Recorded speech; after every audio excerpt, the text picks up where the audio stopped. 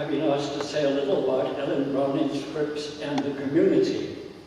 And I think that the best way to do it is by some personal reminiscences of how I got to know about her. I arrived here 45 years ago from England to be chaplain at the Bishop's School next door. And I spent the first 2 weeks trying to persuade myself that all this was real. Because the school was wonderful, the place was wonderful, St. James was very welcoming, and I felt I'd just popped into heaven. And my headmistress, a rather formidable figure, Ruth Jenkins, some of you will remember, she called me into her office and said, I want you to find a prayer for October 18. I said, oh yes, St. Luke's Day. No, not St. Luke's Day, Ellen Browning Scripps' birthday. I said, Ellen Browning who? Because at that point I didn't know. And then I started to find out. I was very lucky to live in a little cottage behind what was then Hilda Barringer's office, a lot of you remember that, and Anthony's Fish Grotto, this little cottage goes in behind them. That meant that my walk from there to the Bishop's School was a walk through the Scripps family history. First of all, I loved the fact that the old railroad that came from San Diego in the early part of the century chuffed up to the bottom of Fay Avenue and then turned itself around and chuffed back again past St. James and out through Pacific Beach and back again. That was a bit of a history. And then, if you started walking along, you came to Eads Avenue, and everything onto that was the Scripps family. On the right was Wisteria Cottage, and I learned about Wisteria Cottage. Yes, it belonged to Virginia Scripps, a guest cottage, but she was very generous in allowing other people to use it, including our first congregation who started meeting there in 1896. And they met there until, who else? The Scripps family provided the land across the road on which we built this church, this piece of land on which we're sitting. And they built a first church. And then, if I walked on the right, they're no longer there, but that's where Ellen's house and Virginia's house were, where the museum now is. And that took you as far as Draper, and after Draper on the left was the rec centre. And I learned that the rec centre had been given to the community by Ellen Browning Scripps.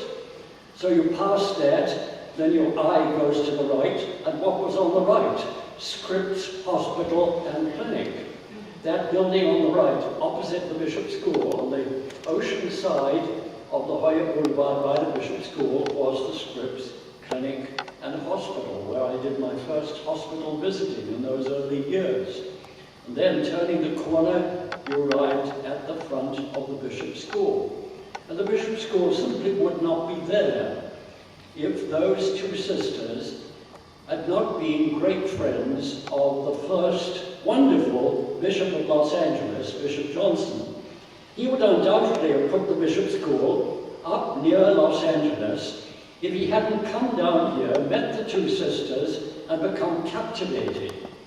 He often came down to spend time with them, and because of that, our church was founded. Because of that, the school was founded. And when it was founded, Virginia was the outgoing one, and she was always roaming around causing mayhem, either in the church or the school, but she also caused a great deal of joy. And Ellen, the wonderful saint, sat in the background, living an incredibly humble and simple life, and giving and giving and giving.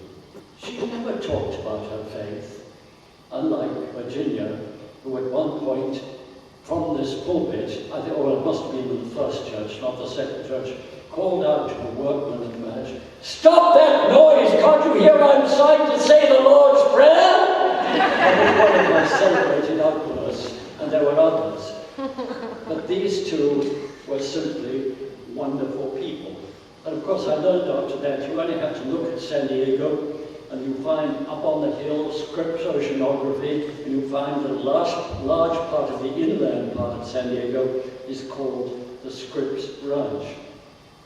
I'm going to end with something which is comes from Barbara Dawson.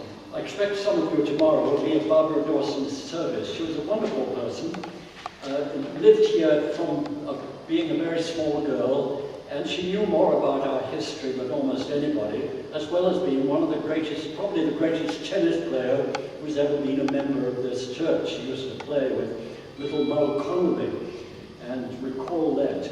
Well, in 1965, she got hold of Fred Higgins, who was Ellen's chauffeur and friend from 1915, and she got him to make a tape of his reminiscences of how they lived. Her frugality, her independence. She wouldn't light a match if instead she could use a flame burning anywhere in the house. She slept out in all weathers on a simple cot. It was while she was making her bed that she slipped on the blanket and broke her hip. And E.W. Scripps insisted on a bathtub being constructed after that, and sunk with much difficulty into the basement floor. He had handles set in it. Ellen wanted Higgins to remove the handles.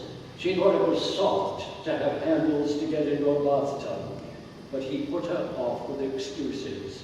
Some years later, she thanked him for his thankfulness. It's appropriate to finish by talking about Ellen Browning Scripps and her bathtub, as essentially simplicity and home and generosity were the whole motto of her life. Amen. Thank God. Amen.